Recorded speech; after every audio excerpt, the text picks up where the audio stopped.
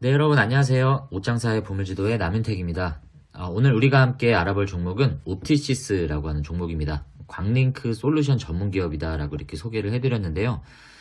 제 기억에 제가 주식을 처음 시작했을 때가 2021년 6월 무렵이었는데 그때 당시에는 굉장히 핫했던 그 산업군이 있었습니다. 바로 메타버스였죠. 물론 메타버스가 지금 뭐 메타의 퀘스트 3가 지금 판매되고 있고 그 리뷰들이 막 나오고 있죠. 그리고 내년에 상반기에 애플의 비전 프로가 나올 예정이어서 지금 메타버스 관련된 얘기들이 뭐 심심찮게 나오기는 하지만 2021년 6월에는 정말 메타버스가 주가 상승도 어마어마했었고요. 많이 거론이 됐었던 시기였습니다. 그때 당시에 뭐 자이언트 스텝, 위직 스튜디오, 뭐 덱스터, 그리고 뭐 디스플레이 관련주에서는 선익 시스템, 뭐 이런 것들과 함께 옵티시스도 메타버스 관련주로 많이 거론이 됐었습니다. 그래서 저는 이름은 좀 친숙했어요. 옵티시스 하면 메타버스 관련주다 라고 알고 있었는데 이게 좀 깊이 들어가다 보니까 그러면 옵티시스가 구체적으로 어떤 사업을 하는데 메타버스랑 관련돼 있냐라고 물어보면 답을 할 수가 없었습니다. 그래서 오늘 준비를 하면서도 자료를 수집할 때 좀 어려움이 있었던 게 얘네는 뉴스도 많이 없어요. 그리고 리포트도 찾아보니까 최근 리포트가 2021년 리포트고 2020년, 2014년 뭐 그것도 한두 개밖에 나와 있는 게 없습니다. 그래서 정보 수집하는데 조금 어렵고 관심이 많이 없는 그런 종목이기 때문에 정보를 찾는데 쉽지는 않았지만 어찌됐든 간에 너무 어렵게 접근할 필요가 없다라는 생각이 들어서 여러분들과 함께 오늘 옵티시스를 알아볼 때 간단하게 이해하고 넘어가는 영상으로 좀 준비를 해봤습니다. 옵티시스는 1999년 11월에 설립이 되었고요. 2011년 7월 12일에 코스닥에 상장이 됐습니다. 오늘 10월 16일 종가 기준으로 시가총액은 605억 원이고요. 굉장히 좀 작은 규모죠. 발행된 주식수도 560만여 주밖에 되질 않습니다. 주요 주주 구성을 보면 신영국 대표이사가 14.07%를 보유하고 있고요. 신영국 외 6인이 29.46% 그리고 자사주 14%를 합치면 약 43%의 지분이 이 옵티시스의 우호 지분으로 이렇게 구성이 되어 있습니다. 여기 사진에 있는 이분이 신영국 대표이사님이시고요. 이분의 간단한 이력을 보면 뭐 삼성전자 중앙연구소 출신이다라는 그 이력이 나옵니다. 회사는 성남에 이렇게 생긴 삼부 르네상스 2인가요? 뭐 그 건물이 있는데 여기 3층에 이렇게 상주하고 있다라고 합니다. 옵티시스가 어떤 회사냐라고 정의를 내리자면요. 세계 최초로 디지털 광링크를 개발하고 판매를 하고 있으며 특히 의료 영상 분야, 디지털 사이니지, 그리고 교육, 방송 분야에서 신호 손실이 없고 선명한 장거리 영상 전송을 가능하게 하는 고품질의 다양한 디지털 광링크 제품을 설계 제작하는 회사다라고 설명이 되어 있습니다. 광링크를 만드는 회사다라고 한 줄로 이렇게 요약을 할 수 있겠습니다. 그러면 광링크가 과연 어떤 것이냐라고 우리가 알아볼 필요가 있는데 광링크는 여러분들이 아마 자주 보셨을 거예요. 이러한 케이블선 보셨죠? 이게 바로 광링크다라고 얘기할 수 있습니다. HDMI, DVI 이 용어는 여러분들이 혹시 모르실지라도 이렇게 생긴 케이블선은 아마 많이 보셨을 겁니다. 컴퓨터에도 연결이 되고 우리 디지털 TV에도 연결하신 경험이 있으실 텐데 광링크가 바로 이런 거라고 볼 수 있습니다. 광링크의 원리를 간단하게 설명을 드리면요. 우리가 사용하는 PC죠. PC는 재생기기라고 표현을 합니다. 그리고 모니터나 스피커 같은 이런 디지털 디스플레이 같은 경우에는 출력기기라고 설명을 하고 있습니다. 이 재생기기와 출력기기 사이에서 이 영상 신호를 보내죠. 이 PC가 영상 신호를 보내면 이 영상 신호를 이 다이오드에서 광신호로 전환을 해줘요. 광신호로 전환을 해주면서 이 광섬유라고 하는 광파이버를 통해서 여기 수신부, 리시버를 통해서 다시 영상 신호로 변환을 해줍니다. 결론적으로 말씀드리면 영상 신호를 광신호로 변환을 시키고 수신부, 이 리시버에서 영상 신호로 변환을 해줘서 출력 장치에서 이 영상이 나오게 해주는 그런 이런 일련의 절차를 거치는 게 바로 광링크의 역할이다라고 이해하시면 되겠습니다. 방금 설명드렸던 재생기기, PC가 대표적인 기기죠. 그리고 출력 기기는 우리가 보는 모니터, 스피커, 그러니까 영상 정보와 요 소리 정보를 이 재생기기에서 전달을 해야 되는데 그 전달을 해주는 그 중간 단계인 인터페이스라고 얘기를 합니다. 이 인터페이스가 사전적인 용어를 보면 의사소통을 해주게 하는 그런 어떤 물질 매개체라고 이렇게 설명이 되어 있는데요. 그러니까 인터페이스 자체가 그런 역할을 하는 거죠. 대표적으로 이런 케이블, 단자, 아까 보셨던 DVI, HDMI 뭐 이런 게 케이블 역할을 하는 거고요. 뭐 이런 단자들도 인터페이스의 한 영역이다라고 볼 수 있습니다.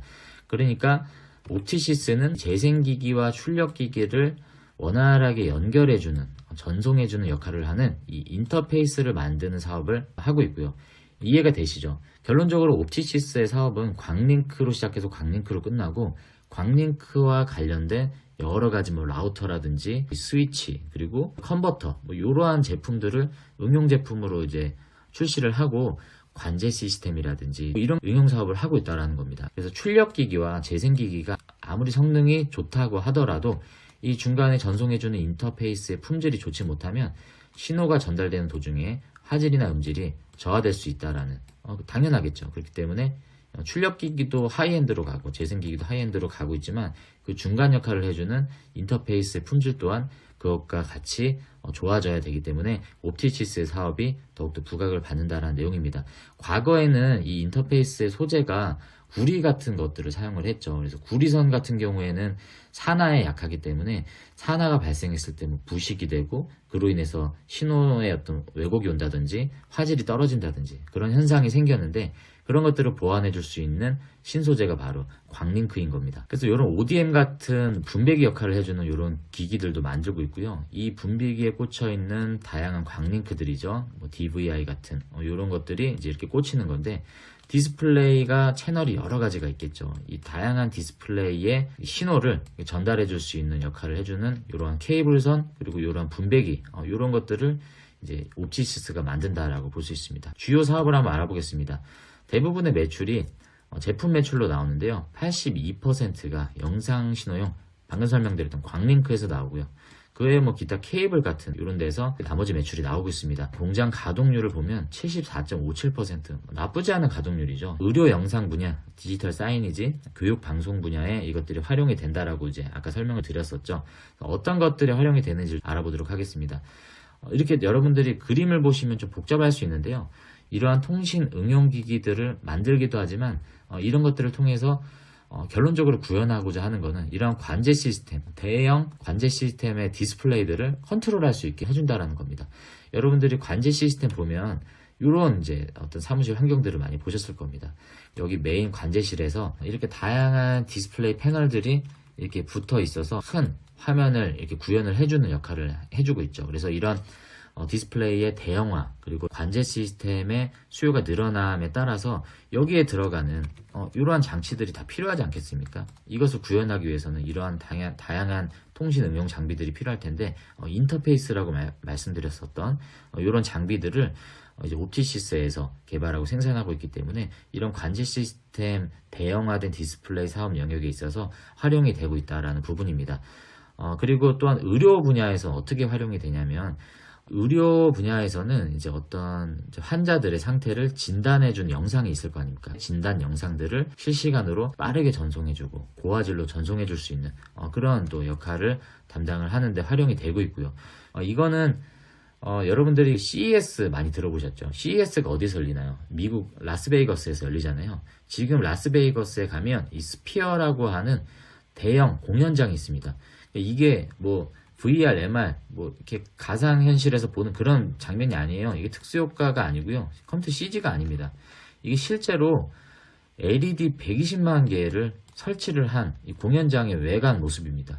그래서 다양하게 이러한 모습들, 농구공, 행성 모습들을 연출을 할 수 있는 것처럼 이 스피어라고 하는 이 공연장에서 3조 원 규모의 LED 120만 개 이렇게 설치를 한 거죠. 그러니까 이거를 봤을 때 LED가 이렇게 많이 설치된다는 거는 이 각각의 디스플레이 패널에 필요한 신호 체계가 또 필요하겠죠. 거기에 또 연결되는 선들이 필요할 거고 또 이게 각각의 또 시간차가 딜레이가 안 맞으면 이러한 완성된 디스플레이를 구현하기가 어려울 텐데 신호를 전달하는 데 있어서 오해상도 그리고 빠른 신호를 전달해줘야 되는 그런 역할들이 반드시 필요할 텐데, 대형화되고 고해상화되고 장거리 전송을 요하는 어떤 시장들이 늘어남에 따라서 옵티시스가 갖고 있는 사업도 앞으로 더 수요가 늘어날 것이다라고 좀 예상이 좀 되는 부분입니다. 이 라스베이거스의 스피어에 옵티시스가 일정 부분 참여를 하고 매출 수주가 나왔다라는 부분들은 없어요. 없지만 우리나라 하남에도 이 스피어를 짓는다라는 얘기가 지금 나오고 있습니다. 그렇게 되면 앞으로 이런 이제 디스플레이 관련된 시장이 더 활성화가 되겠죠. 광링크 관련된 기술들이 또 많이 필요로 할 텐데, 옵티시스의 앞으로의 또 성장을 또 긍정적으로 볼 수 있게 만드는 부분이라고 저는 또 생각하고 있습니다. 광링크 산업의 특성을 한번 알아보면요. 첫 번째로 고가의 산업 장비 사용이 되기 때문에 높은 신뢰성을 요구를 한다라고 합니다. 그리고 두 번째로 기존의 이제 2K 해상도에서 4K, 8K로 해상도가 점점 더 올라가죠. 화면의 크기도 또 대형화가 진행이 되므로 지속적인 성장이 예상되는 그런 시장이다라고 하고요. 세 번째로 신규 산업 표준이 계속 나오고 있죠. 대표적인 예로 우리가 USB를 많이 활용을 하는데, 여러분들 요즘에 보시면 USB가 1.1 버전, 2.0 버전, 3.0 버전으로 속도가 점점 빨라지고 있죠.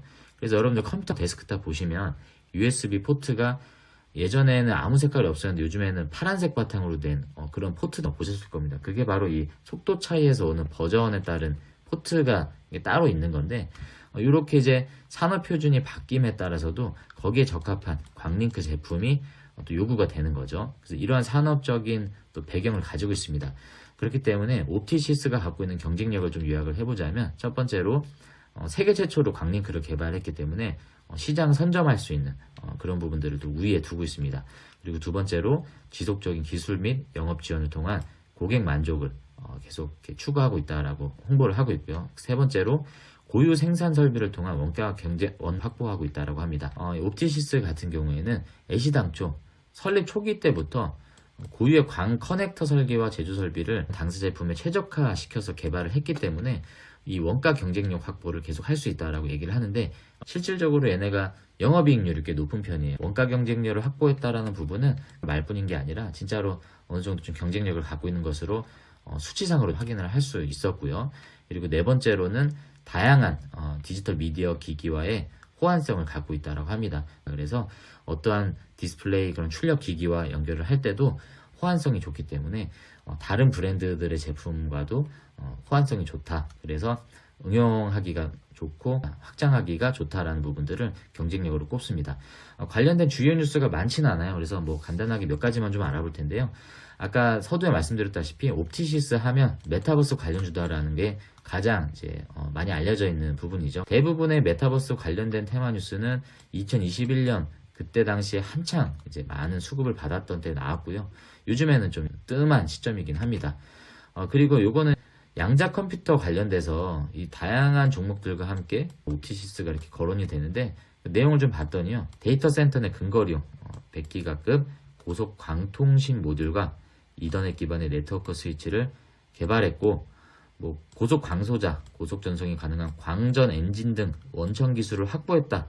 이런 게 있다라고 하니까 거짓말은 아니겠죠. 하지만 옵티시스가 양자 컴퓨터 관련주다라고 엮는 거는 좀 무리가 있어 보입니다. 그래서 이거는 제가 여러분들에게 투자에 참고하시라고 설명드린다기보다는 이런 것들의 뉴스에 여러분들이 현혹되지 마시고 걸러서 보셨으면 좋겠다라는 관점에서 설명을 드리고요. 옵티시스의 영업이익에 대한 이제 부분인데, 최근에 상반기 실적이 나왔죠. 전년 대비 51.4% 하락한 좀 부정적인 뉴스가 좀 나왔습니다. 전년비 매출도 좀 줄었죠. 그래서 한국뿐만 아니라 해외 이제 매출을 비교를 했는데, 당반기 매출이 전반기에 비해서 대부분 다 이렇게 떨어졌던 모습들을 확인을 할 수 있습니다. 앞에서 보셨다시피 한국뿐만이 아니라 미국, 유럽의 매출이 미국은 24.7%, 유럽은 16.7%, 미국, 유럽, 한국 모두가 다 이렇게 영업이익 매출이 떨어졌던 실적이 좀 주춤했었던 모습이고요. 재무 차트를 좀 보면요. 방금 설명드렸다시피 매출은 2020년에서 2022년 넘어올 무렵만 해도 이렇게 매출의 성장을 이렇게 계속 가져가는 모습이었는데, 올해 1분기, 2분기 이제 실적을 보면 방금 보셨다시피 매출액도 다소 좀 떨어졌죠. 55억이다라고 평균을 내도 나머지 비슷한 매출이 계속 이어진다라고 봤을 때는 약 한 220억 정도밖에 나오지 않기 때문에 작년 대비 매출은 좀 떨어진 것으로 분명히 확인이 되고요. 영업이익률이 상당히 많이 떨어졌습니다. 이 작년 22년만 해도 영업이익률이 26%로 굉장히 양호했는데 올해 1분기, 2분기는 13, 4%까지 이렇게 영업이익률도 다소 떨어진 모습입니다.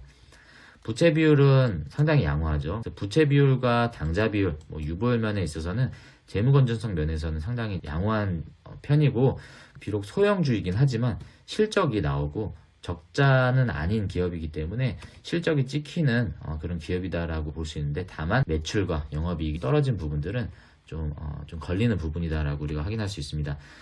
일봉 차트를 먼저 보겠습니다. 최근에 메타버스 관련주이기 때문에 메타버스의 흐름과도 좀 같이 가는 측면이 없지 않아 있고요. 지금은 52주 최저점 부근에 와 있습니다. 전체적인 주가지수 흐름도 좋진 않지만 이 관련 섹터도 전체적인 흐름이 특별히 수급이 들어오는 모습이 보여지지 않기 때문에 큰 기대감이 형성되어 있지는 않은 모습입니다. 월봉을 보면 한때 메타버스 관련주를 묶이면서 많은 수급이 들어왔었던 21년 6월 무렵에 최고점을 찍었었죠. 34,000원을 찍은 뒤로 계속적인 조정을 지금 겪고 있는 상황이고요. 많은 거래량도 받지 못하고 있는 그런 모습들을 보이고 있습니다.